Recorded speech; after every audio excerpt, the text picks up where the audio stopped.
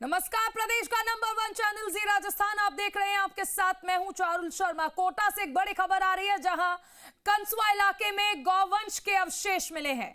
गौवंश का पैर और धड़ का हिस्सा मिला है। हिंदू संगठन और स्थानीय लोगों ने विरोध जताया है। उद्योग नगर थाना पहुंचकर शिकायत दर्ज कराई है।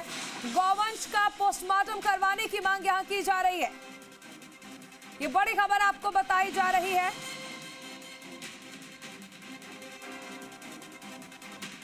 यहां गौवंश मिलने पर हिंदू संगठनों ने विरोध जताया है। उद्योग नगर थाना पहुंचकर शिकायत दर्ज कराई है। गौवंश का पोस्टमार्टम कराने की मांग भी यहां की जा रही है। कोटा से यह बड़ी खबर आपको बताई जा रही है। ऐसे कुछ दिन पहले भी गौवंश का अवशेष मिला था, जिसके बाद हिंदू संगठनों ने विरोध दर्ज कराया था। राजेंद्र भारद्वाज जुड़ गए ज्यादा जानकारी के साथ। राजेंद्र, गौवंश मिलने की सूचना। देखिए चारुल, अगर बात की जाए कोटा में, तो लगातार गौवंश के जो शरीर के टुकड़े हैं वो लगातार कोटा शहर में मिल रहे हैं। फिलहाल मामला उद्योग नगर थाना क्षेत्र का है, जहां पर गौवंश के टुकड़े यहाँ पर एक गड्ढे में मिले हैं, जहां पर एक नाले में के पास एक सरकारी विश्वविद्यालय है, वहां पर एक गड्ढे में टुकड़े मिले हैं। ऐसा जो बजरंग दल और जो वीएचपी के कार्यकर्ता है वो कह रहे हैं, और उद्योग नगर थाना क्षेत्र में इस मामले को लेकर पहुंचे हैं। फिलहाल प्रशासन के तमाम अधिकारी मौके पर पहुंचे हैं, और मौके पर पहुंचने के साथ ही यहाँ पर पशु चिकित्सकों के द्वारा शव का पोस्टमार्टम करवाया जा रहा है। उसके बाद में आगे की रणनीति स्वीकार की जाएगी। इसके साथ ही अभी मामला शांत हो चुका है, और यहाँ पर जो पशु चिकित्सक हैं वो यहाँ पर पोस्टमार्टम की तैयारी कर रहे हैं। राजेंद्र, अभी मामला भले शांत हो गया है, लेकिन लगातार इस तरह के मामले आ रहे हैं, तो कौन है वो जो कि यहाँ पर फिजाओं में जहर घोलने की कोशिश कर रहा है, जो कि ये चाह रहा है कि शहर में अशांति फैले? देखिए चारुल, ये एक बड़ा सवाल है। अगर यहाँ पर बात की जाए, जो गौवंश के जो शरीर के टुकड़ों के मिलने का जो मामला है, वो वहाँ पर लगातार जो बजरंग दल के कार्यकर्ता है, वीएचपी के कार्यकर्ता है, उनके द्वारा यहाँ पर लाकर प्रदर्शन किया जा रहा है। फिलहाल ये टुकड़े कहाँ से आते हैं, कहाँ से नहीं आते हैं, इसके मामले में तहकीकात नहीं हो पाई है। पिछली बार भी यहाँ पर एक मामला दर्ज हुआ था। और यहाँ पर अगर बात की जाए तो नगर निगम के ठेकेदार हैं, जिनको मृत मवेशियों का यहाँ पर जो निस्तारण करने का काम है वो यहाँ पर दिया गया है, वो उनकी कहीं ना कहीं एक बड़ी लापरवाही है। क्योंकि अगर बात की जाए मृत मवेशियों की, तो मृत मवेशियों को यहाँ पर जलाने की पर्याप्त व्यवस्था नहीं है, तो उनके जो अंगों को है तो जंगल में भी फेंक दिया जाता है। लगातार जो हिंदू संगठन के लोग हैं लगातार उस ठेका कर्मी के ठेके को यहाँ पर रद्द करने की मांग कर रहे हैं।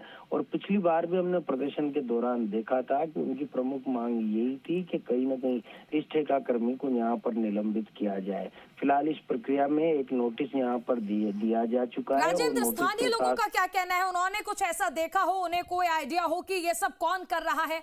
क्योंकि ये पहला मामला नहीं है, ऐसे मामले अब लगातार आ रहे हैं। देखिए, इस तरह के 4-5 मामले अब तक सामने आ चुके हैं, और जो लगातार हिंदू संगठनों का रोष है वो भी देखने को मिलता है। और साथ में अगर आज बात की जाए तो यहाँ पर उद्योग नगर नाले के पास में इकट्ठे में गौवंश मिले हैं। मगर फिलहाल इस बात की पुख्ता करने के लिए, क्योंकि पोस्टमार्टम रिपोर्ट का आना काफी जरूरी है, क्योंकि ये जो गौवंश हैं तो ये कितने दिन पुराने थे, और इनकी जो मृत्यु की अवस्था है वो कितने दिन पहले हो चुकी है। तो कहीं ना कहीं प्रशासन की कार्रवाई का यहाँ पर इंतजार करना पड़ेगा। फिलहाल जो हिंदू संगठन है उनमें रोष काफी व्याप्त है, क्योंकि पुलिस का क्या कहना है राजेंद्र इस पूरे मामले को लेकर? क्योंकि देखिए, हिंदू संगठन हर बार जब भी ऐसी खबर आती है तो विरोध करते हैं, लेकिन कब तक आप समझाइश से काम चलाएंगे? अब वक्त है कि आरोपियों को भी सख्त सजा दी जाए, कड़ा मैसेज देने की जरूरत है।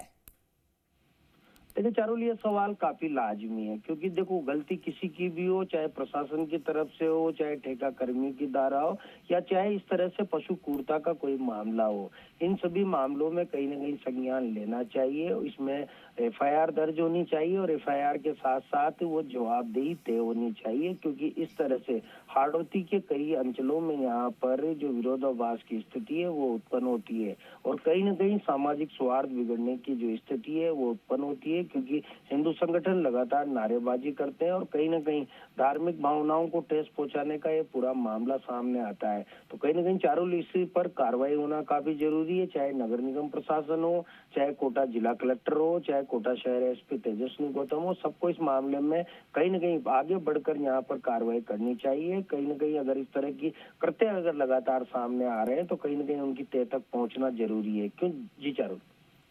बिल्कुल, आप बने रहिए। तस्वीरें हम लगातार दिखा रहे हैं जहां पर ये विरोध जो है वो देखने को मिल रहा है। हिंदू संगठन लगातार विरोध कर रहे हैं। सवाल यह है कि आखिर कौन है जो यहां पर इस तरह के कृत्य कर रहा है। सबसे पहले आपका अपना चैनल जी राजस्थान आपको ये तस्वीरें दिखा रहा है।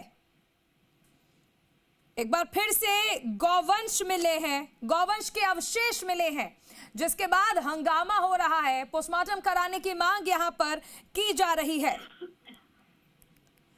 एक चीज और समझना चाहेंगे कि फिलहाल वहां पर जो स्थिति है, हिंदू संगठन क्या अभी भी विरोध कर रहे हैं या फिर समझा दिया गया है लोगों को, मामला शांत करा दिया गया है?